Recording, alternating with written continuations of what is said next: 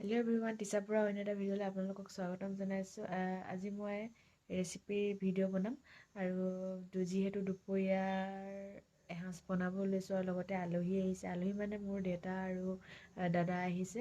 সেই ভাবিলোঁ দুপৰীয়া এসাঁজ বনাইছোঁ যেতিয়া ভিডিঅ' এটাও বনোৱা যাওক। আৰু তেতিয়াহ'লে বেছিকৈ কথা কৈ নাথাকি ভিডিঅ'টো আৰম্ভ কৰোঁ। ব'লক তেতিয়াহ'লে। এয়া লৈছোঁ ঔটেঙা, এনেধৰণে কাটি লৈছোঁ দুভাগলৈ সৰু সৰুকৈ। এয়া আলু দুটা লৈছোঁ, এইফালে পিঁয়াজ দুটা লৈ লৈছোঁ, এইখিনি আছে ধনিয়া আৰু এয়া আদা, নহৰু আৰু জলকীয়া লৈ লৈছোঁ। এইখিনি পেষ্ট বনাব লাগিব। আৰু এইফালে মাছ বনাম। মাছতে এয়া খুতুৰা দিম, ঘৰৰ খুতুৰা। আৰু এইফালে ইয়াৰ হৈছে মেটেকাৰ লগত মই গাহৰি বনাম। বাকী আলুটো দিম মই গাহৰিৰ লগত, আৰু এয়া ঔটেঙা দিম মই মাছৰ লগত। এইফালে কেৰাহী পাতি লৈছোঁ। মাছকেইডোখৰ ফ্ৰাই কৰি ল'ম। সম্পূৰ্ণকৈ ফ্ৰাই নকৰোঁ, হাফ ফ্ৰাই কৰি ল'ম। ইয়াত অলৰেডি কেৰাহী গৰম হৈ গৈছে বাৰু। ইয়াত মই এতিয়া তেল দি দিম। তেল দি হাফ ফ্ৰাই কৰি ল'ম মই।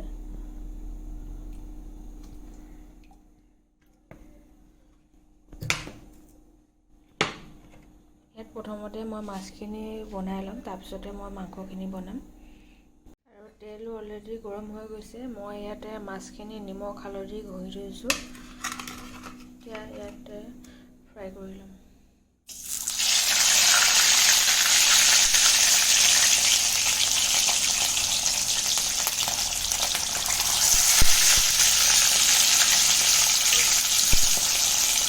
মাছটো দেখি আপোনালোকে চিনি পাইছে যিটো কি মাছ, সেইটো হৈছে শ'ল মাছ। শ'ল মাছ মই কাটিবলৈ ভালকৈ নাজানো, তথাপিতো যিমানটো পাৰিছোঁ নিজে কাটিছোঁ। আৰু মানুহজনে ঘৰত নাই, মানুহজন আছে ডিউটিত, সেইবাবে নিজেই কাটিব লগা হৈছে বাৰু। নিজে যি পাৰিছোঁ কৰিছোঁ। আৰু এইফালে দেউতা আৰু দাদা আহি আছে ঘৰলৈ বুলি।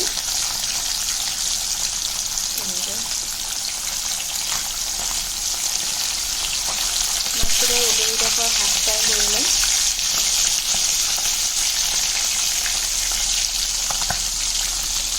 অলৰেডি ফ্ৰাই কৰি ল'লোঁ। এইখিনি হাফ ফ্ৰাই কৰিছোঁ, ফুলকৈ ফ্ৰাই কৰা নাই। আৰু এতিয়া এই তেলখিনিতে মই মাছৰ চব্জিখন বনাম। ইয়াত এতিয়া ৰাই গুটি দি দিছোঁ।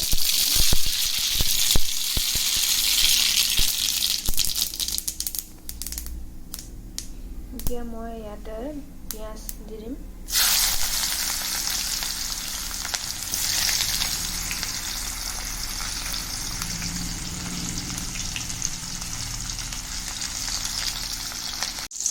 পিঁয়াজখিনিৰ লগতে মই অকণমান ইয়াতে এচামুচ মই আদা নহৰু পেষ্ট দি দিম।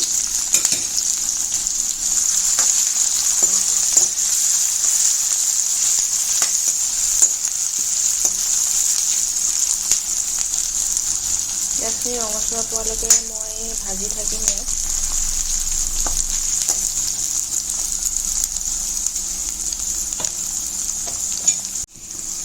ৰঙচুৱা হৈ গৈছে, পিঁয়াজ সিজিছে। এতিয়া মই ইয়াতে খুতুৰা শাকখিনি দি দিম।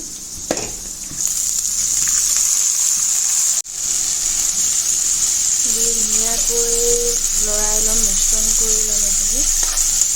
অলপমান এইখিনি সিজিবলৈ দিম, ঝামুৰিবলৈ দিম। তাৰ পাছতে ইয়াতে ঔটেঙাকেইডোখৰ দি দিম, অকণমান সিজাই ল'ম। ইয়াতে 2-3 মিনিটমান এইখিনি খুতুৰাখিনি সিজাই ল'ম।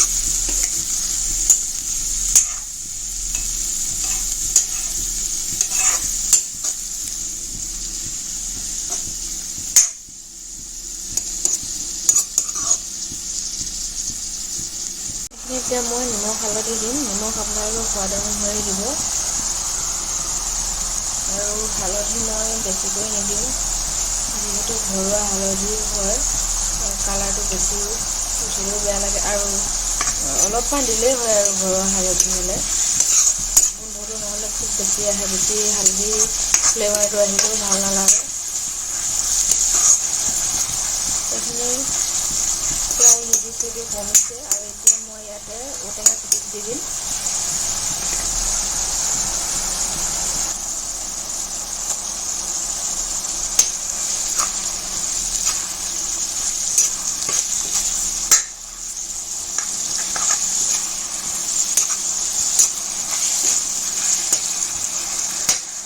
মছলা মই তেনেকৈ একো ইয়াত ব্যৱহাৰ নকৰোঁ, অকল আদা নহৰু দিছোঁ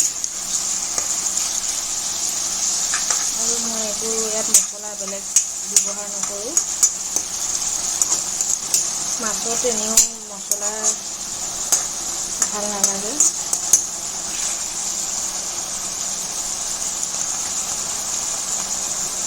এতিয়া মই ইয়াতে পানী দি দিম। পানী মই গৰম পানী কৰি ৰাখিছিলোঁ। আপোনালোকৰ ঘৰৰ মেম্বাৰ অনুসৰি পানী দিব, যিমানটো আৰু আপোনালোকে জোল খায় আৰু সিমানটো ওপৰত দিব।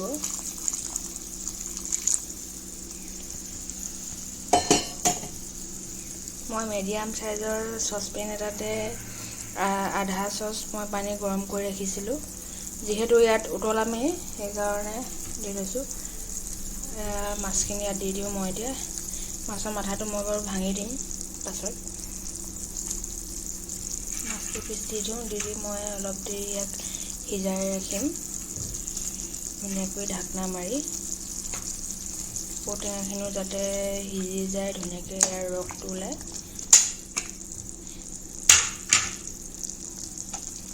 আৰু আদা নহৰু পেষ্ট অলপমান মই এতিয়া দি দিম, ৰাখি থৈছিলোঁ।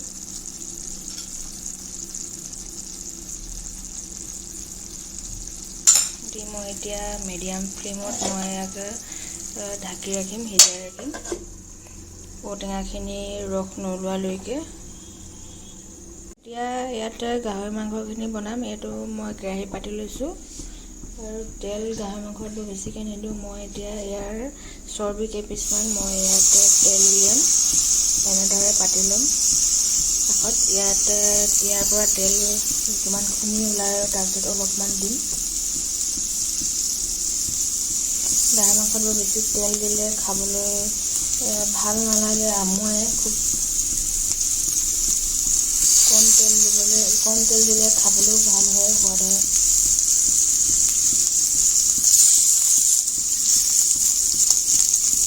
ইয়াৰ পৰা ধুনীয়াকৈ তেল ওলাব চৰ্বি পিছৰ পৰা।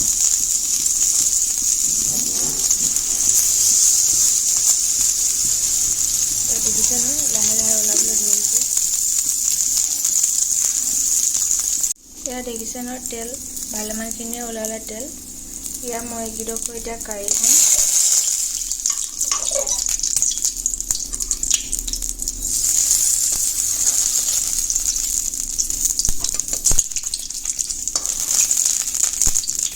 মই এতিয়া মিঠাতেল অলপমান দি দিম, যিহেতু ইয়াত তেল ওলালে ভালেমানখিনিয়ে, আৰু ওলাব বাৰু পাছত বনোৱাৰ পিছত। বৰ বেছিকৈ নিদিওঁ, হৈ যাব। তেলখিনি গৰম হৈ লওক, তাৰপিছত মই ইয়াত এতিয়া পিঁয়াজ দি দিম। তেলখিনি গৰম হৈছে, মই ইয়াত এতিয়া জলকীয়া দুটা, শুকান জলকীয়া এনেধৰণে কৰি দিছোঁ, ভাঙি দিছোঁ। এই জলকীয়াকেইটা বাৰু নুপুৰে, এনেই জাষ্ট ফ্লেভাৰটোৰ কাৰণে, খাবলৈ ভাল লাগে শাকখন, সেইকাৰণে দিছোঁ।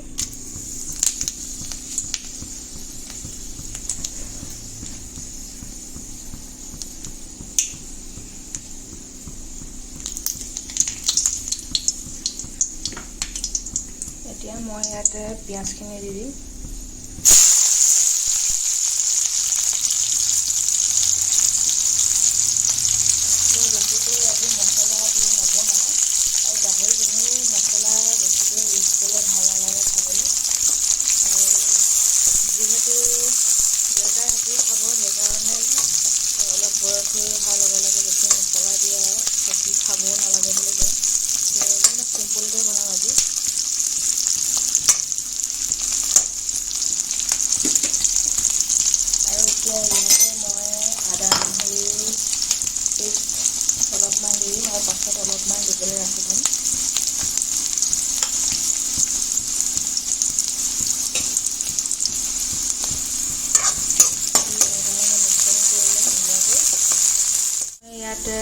পিঁয়াজখিনি বৰ বেছিকৈ সিজিব নিদিওঁ, যিহেতু মাংসখিনি ভাজোঁতে অলপ সিজিবই, বেছিকৈ দেৰি থাকিলেও খাবলৈ বেয়া লাগে। এতিয়া মই গাহৰিখিনি ইয়াত দি দিম।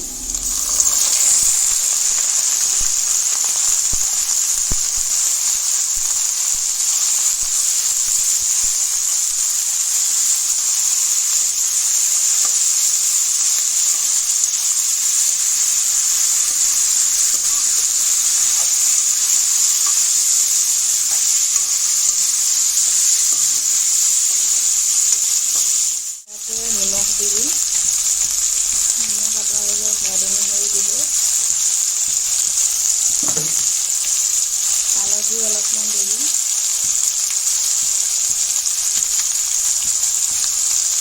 আৰু অলপমান মই ইয়াতে কালাৰটোৰ কাৰণে ৰং জলকীয়া অলপ দিম।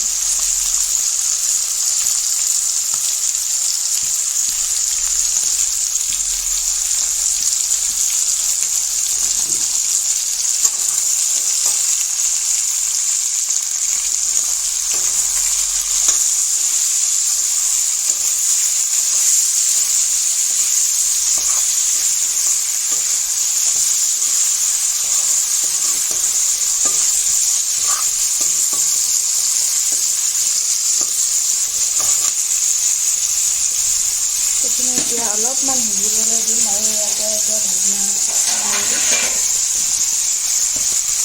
অলপ দি ৰাখি দিম। আৰু এইফালে মাছৰ আঞ্জা হৈছেগৈ আৰু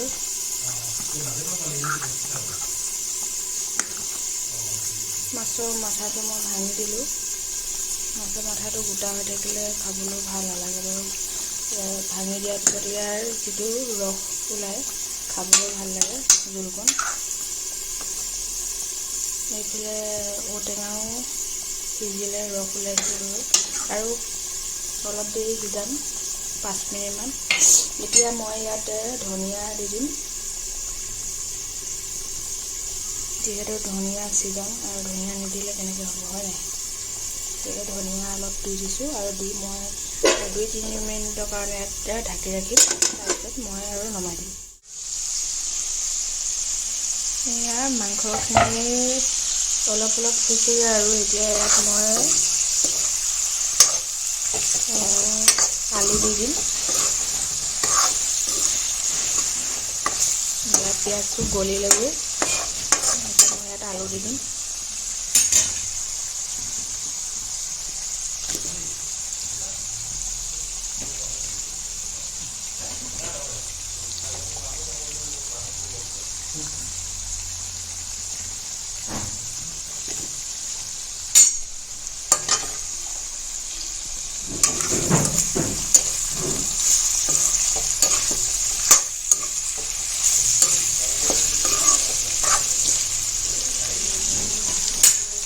ইয়াতে মেটেকাখিনি দি দিম।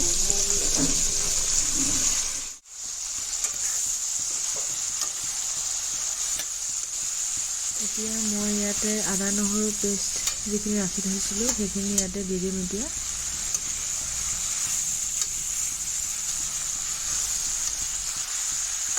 পানী দি দিয়া।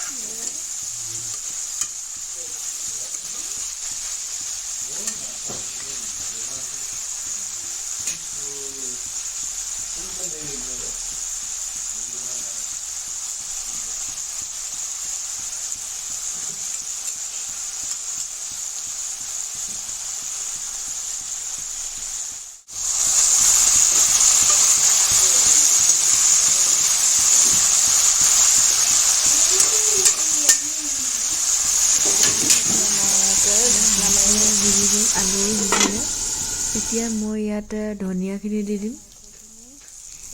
ধনিয়া একেবাৰে হিয়া উজাৰি দিছোঁ আৰু ধনিয়া যিহেতু ছিজন হৈ আছে আৰু চবতে চব্জিতে ধনিয়া দিয়া হয়।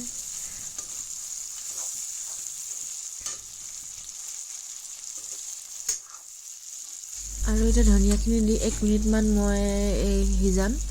ধনিয়াখিনি অকণমান কেঁচা ফ্লেভাৰটো আহি থাকিলে মই ভাল নাপাওঁ। অকণমান সিজিলে ভাল লাগে, যিহেতু তাৰ গোন্ধটো ভাল লাগে। অলপমান সিজালে, বৰ বেছিকৈও সিজাব নালাগে বাৰু। অলপমান 1 মিনিটমান সিজাই লৈছোঁ, সেইকাৰণে খাবলৈ ভালো লাগে। মোৰ বৰ কেঁচা ফ্লেভাৰটো আহি থাকিলেও ভাল নাপাওঁ খাবলৈ। ধনিয়াখিনি দি মই 1 মিনিটমান সিজাই ল'ম। কেঁচা বেছি ফ্লেভাৰটো আহিলেও বেয়া পাওঁ।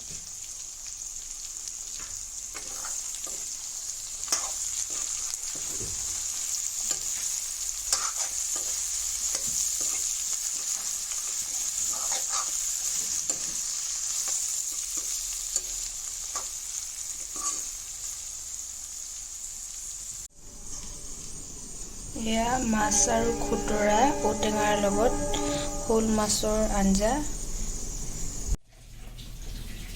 এয়া গাহৰিৰ লগত মেটেকা আঞ্জা তৈয়াৰ হৈ গ'ল। ভিডিঅ'টো যদি চাই ভাল পালে তেতিয়াহ'লে প্লিজ মোৰ চেনেলটো ছাবস্ক্ৰাইব কৰি দিব আৰু লাইক এণ্ড কমেণ্ট কৰিব নাপাহৰিব।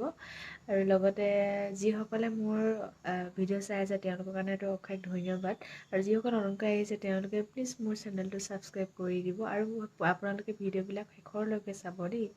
আৰু কি ক'ম, আপোনালোকে যদি মোৰ ৰেচিপিবোৰ ভাল পাইছে তেতিয়াহ'লে আপোনালোকে ঘৰত যদি বনাই খাইছে তেতিয়াহ'লে মোক কমেণ্টত থৈ জনাব আপোনালোকে ভাল পাইছে নে বেয়া পাইছে। কিবা বেয়া হ'লেও দেখুৱাই দিব আপোনালোকে, আৰু ভাল হ'লেতো ক'ব বাৰু। বেয়া হ'লে আপোনালোকে কৈ দিব তেতিয়া যাতে মই শুধৰাবলৈ পাওঁ। আৰু বেছিকৈ কথা কৈ নাথাকি ভিডিঅ'টো ইমানতে সামৰিছোঁ। পুনৰ এটি নতুন ভিডিঅ' লগ পোৱাৰ আশাৰে আজিলৈ bye bye, take care all.